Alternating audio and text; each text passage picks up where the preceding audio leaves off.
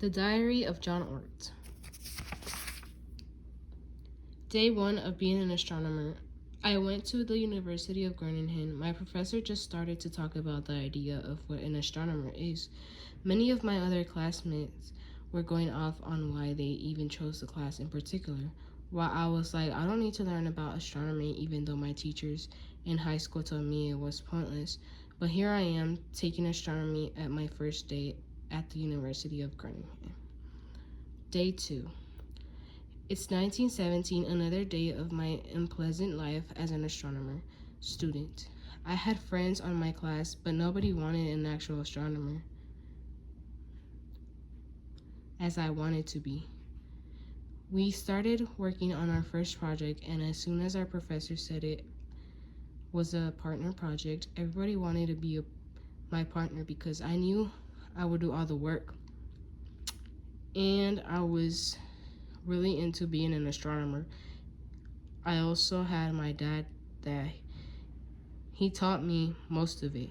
He also taught me physics, which he majored in. And that's why this was the day of my second day. Day 3. I finally discovered something of my own. I called it the Oort cloud. I discovered it by studying the orbits of long-period comets. I also discovered that certain comets come from a vast, extremely distant spherical shell of icy bodies surrounding the solar system. I had to determine whether or not I was studying an actual fact or an actual discovery that I learned about. And that was it for day 3. Day 4.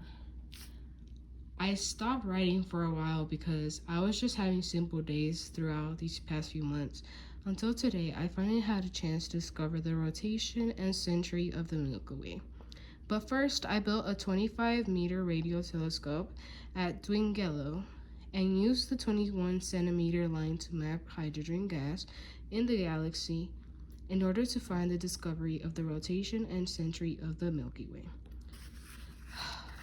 Last day for day 4, and hours. Day 5. Finally, right after I discovered the Oort cloud and went back from the World War II, I decided to continue my career as a professor at the observatory and my position as a professor. I stayed there for most of my life until 1970, when I finally decided to retire from teaching. I also went back to being a normal person until I died November 5th, 1970.